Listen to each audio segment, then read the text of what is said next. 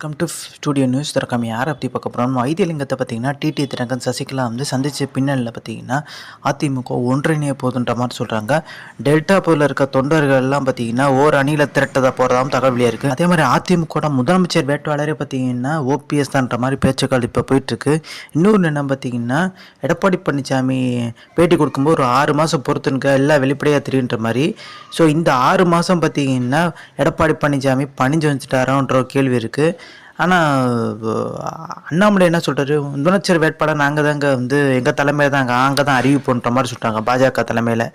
எடப்பாடி என்ன சொல்கிறாருன்னா, எடப்பாடி அணியில் இருக்க முன்னாள் அமைச்சர் ஆர்பி உதயகுமார் முதலமைச்சராக வேட்பாளராக பார்த்தீங்கன்னா எடப்பாடியை ஏற்றுக்கிற கட்சியாக பார்த்தீங்கன்னா நாங்கள் வந்து வரவேற்போன்ற மாதிரி சொல்லியிருந்தார். அப்போ ஓபிஎஸ் முதலமைச்சர் வேட்பாளர் நிப்பாட்ட போகிறாங்கன்னு சொல்லிட்டு எடப்பாடி பழனிசாமிக்கு பயம் வர ஆரம்பிச்சிச்சோன்ற மாதிரி ஒரு கேள்வி இருக்குது.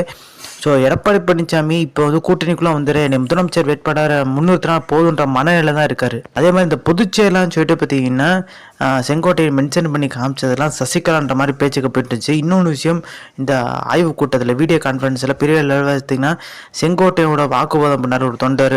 ஸோ அதை பற்றி எதுவுமே பேசலை, செங்கோட்டையனை கண்டுக்கவே இல்லை. அதே மாதிரி ராஜேந்திர பாலாஜி விஷயம் பெரிய லெவலில் நடவடிக்கை எடுக்கவே இல்லை. ஸோ இதெல்லாம் வச்சு பார்க்கும்போது பொதுச்செயலாளர் இயங்கிட்டு இருக்காரா இல்லையான்ற கேள்வி இருக்குது. அப்புறம் இன்னொரு சில விஷயங்கள், செங்கோட்டையன்ட்ட பார்த்தீங்கன்னா எந்த ஒரு ஆலோசனையுமே கேட்காது. அங்கே இருந்த நிறைய நிர்வாகிகளுக்கு ஒரு சந்தேகத்தை ஏற்படுத்தியிருக்கு. எடப்பாடி பழனிசாமி என்ன இப்படி பண்ணிட்டு இருக்காரு, ஒன்றிணைந்த அதிமுக உருவாக்கவும் மாட்டாரு, ஜெயிக்கிறதுக்கான முயற்சியும் எடுக்க மாட்டான்ற மாதிரி பார்த்தீங்கன்னா எல்லாம் ஒரு கோவத்தில் இருக்கதா சொல்கிறாங்க. செங்கோட்டையன், சசிகலா, ஓபிஎஸ், அதே மாதிரி பார்த்தீங்கன்னா டிடி தினகரன் இவங்களெல்லாம் ஒன்றிணைக்கணும்னு சொன்னால தான் இந்த ஒரு மோதல்ன்ற மாதிரி சொல்கிறாங்க. அந்த மோதல் இன்னும் முடியவே இல்லை. ஜெயலலிதா எம்ஜிஆர் புகைப்படம் இல்லைன்னு சொல்லிட்டு ஆரம்பித்தவர் இப்போ வந்து பார்த்தீங்கன்னா அந்த பனிப்போராகவே போயிட்டுருக்கு. சமாதானப்படுத்தியிருக்கலாம், ஆனால் சமாதானப்படுத்தவே இல்லை. செங்கோட்டையனுக்கே 2026 சீட்டு கிடைக்குமா இல்லையான்ற மாதிரி சந்தேகம் பார்த்தீங்கன்னா போல இது எழுப்பியிருக்காரு.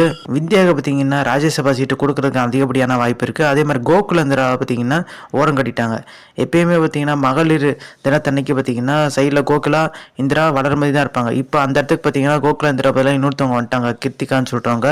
அப்போ இது எடப்பாடி பழனிசாமி பார்த்தீங்கன்னா திட்டமிட்டே கோகுலேந்திராவை வெளியேற்றிட்டாரோ ஓரம் கட்டிட்டாரோன்ற ஒரு கேள்வி இருக்குது. ஏன்னா வந்து கோகுலேந்திரா பார்த்திங்கன்னா மெயினாகவே வந்து ஒரு குற்றச்சாட்டு வச்சதே டிஆர் சத்யான்ற ஒரு மாவட்ட செயலாளர் தான். டிஆர் சத்யா தீவிரமான எடப்பாடியோட ஆதரவாளர். ஸோ அதனால் எடப்பாடி பழனிசாமி பார்த்திங்கன்னா கோகுலேந்திரா மோதலுக்கு டேரெக்டாக டிஆர் சத்யா மேலே வந்து குற்றச்சாட்டு வச்சால இப்போ கொஞ்சம் கொஞ்சமாக கோகுலேந்திரா ஓரம் கட்டுறதுக்கான வேலைகள் தீவிரமாக நடந்துட்டு இருக்கதா சொல்கிறாங்க. ஸோ இந்த information like share. Thanks for வாட்சிங்.